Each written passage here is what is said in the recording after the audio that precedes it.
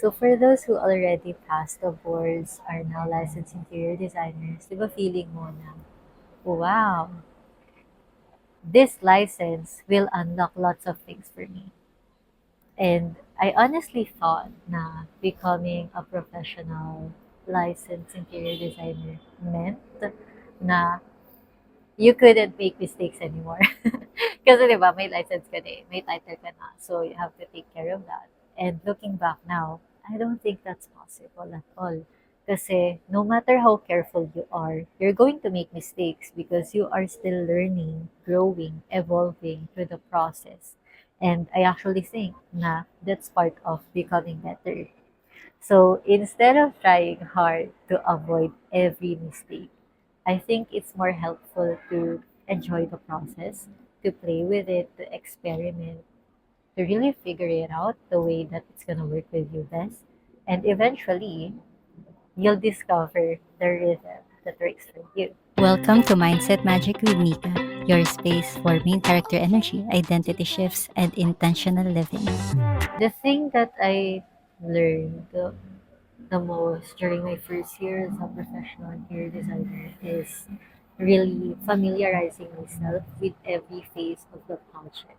So mula site assessment, design development, design conceptualization, design documentation, styling and turnover, lahat ng phase na yun, I have to be really in the know. I really have to understand why this phase comes first, why this is next, what each phase entails, what the success looks like for each of those phases. That's very important kasi I am handling the project. I am managing the project. I am also in charge of making sure that the vision, the strategy gets to be translated very well to reality in construction. And that also means na we have to coordinate with clients, communicate with contractors, suppliers, all the stakeholders of the projects, not just you.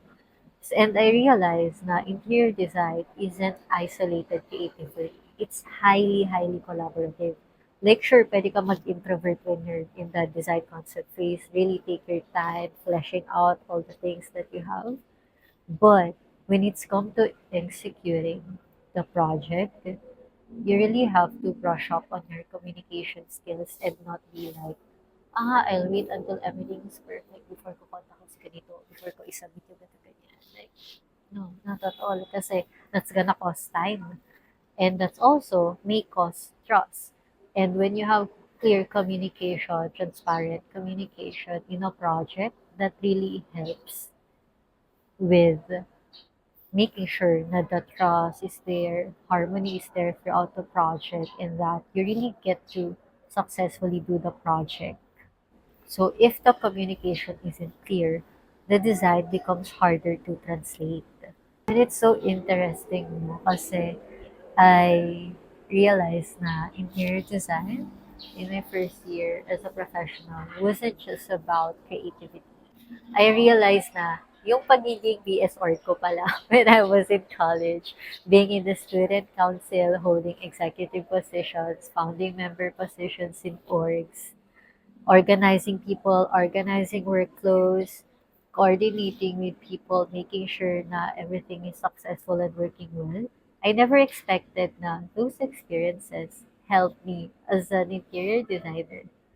I really did not expect that, but they ended up helping organize projects, streamline my workflow, and build systems that supported my creativity.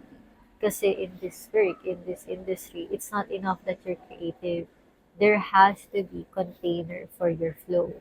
So your creativity can really flow and like people will understand it when you communicate it, when you finally translate it together. You have to make sure that there are clear systems and structure para effectively mo siya makamunicate. So, my creativity became supported by structure which I learned and which I've been honing way before I was an interior designer. And even though I was already studying interior design, and even actually in my high school years, I was already in leadership positions. So that is such a good plus for you. Or even if meron kang experience with the group projects, diba? All those roles now where you're leading, maybe in your house you're also leading. All of those you can really use it to make sure na you don't just lead them, but you also lead yourself in every project to make sure it gets done. And sometimes there would be feedback, there would be things happening on site that you did not intend to happen, but you have to resolve them, you have to take accountability for them. And at first, it's easy to be like, oh my gosh, does it mean that there's something wrong with me? I'm not meant to be in this path. Like, ganon. But my rule there was to not take anything personally. I started seeing feedback as data. Data on what to improve, data on what to keep, data on what to upgrade. Because I also believe na our outer world reflects our inner world. Feedback became a chance for me to ask, what is this showing me? What is this teaching me? What is it there for me to learn? And example, di ba? Kapag parang uncertain si client, medyo duda siya, or something about a solution, I acknowledge it. And then I look for solutions. And then I also ask myself, hmm, ako rin ba?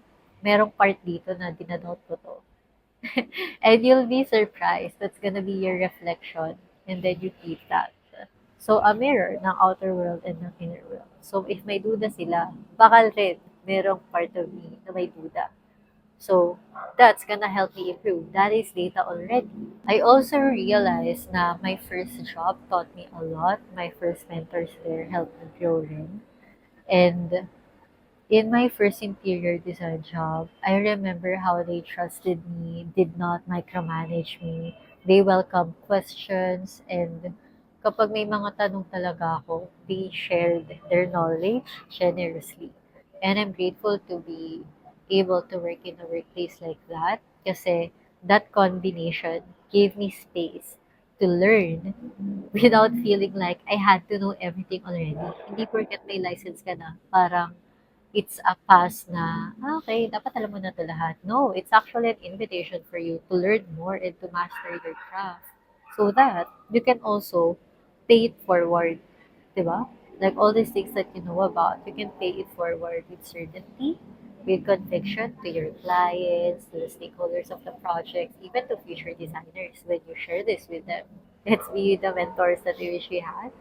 And really, just allow yourself to ask, to be curious, to take it in, and to learn throughout the process. And if there's one thing that I wish I documented earlier, I wish I took more notes or maybe more pictures, media for my projects then, site visits, problems, paano namin siya sinolve, and reflection. So one day, you'll realize na lang na you've been collecting your own way of working. Di ba? So that's gonna be a good data to have para you can have just these notes na you can always refer to when something happens. And hindi naman lahat yan nakikip in our brain, di ba? And your body will remember, but you make it easy for your brain to retrieve it when you actually have a tangible thing to remember it by. So that's why I recommend it. So if you are wanting to have the best first year of your professional interior design career, best talaga, or the one that is most aligned with you, I recommend that you start building today your confidence, your clarity. Get clear on the kind of interior designer you want to become. Get clear on the kind of projects na you want to work on. Kasi once you're clear on that, you have the confidence, the clarity, it becomes much easier to know which opportunities are for you. And it becomes much easier to have the courage to go for these opportunities that are for you. It's gonna be 2 years now since I became a licensed interior designer.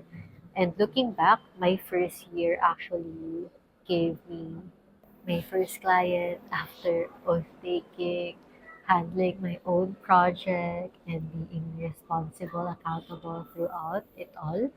And that's when I realized, also combined with my experience in my first design job and passing the boards after having work experience, that's when I realized na I wanted to do this on my own. I wanted to build relationships with my own clients. I wanted to keep refining my own way of practicing interior design. And I wanted the license because I wanted to become the interior designer version of myself. Looking back, the first year helped me understand what it actually meant to be the interior designer version of me. And I hope the same for you. Let's shift into our main character energy. This is mindset.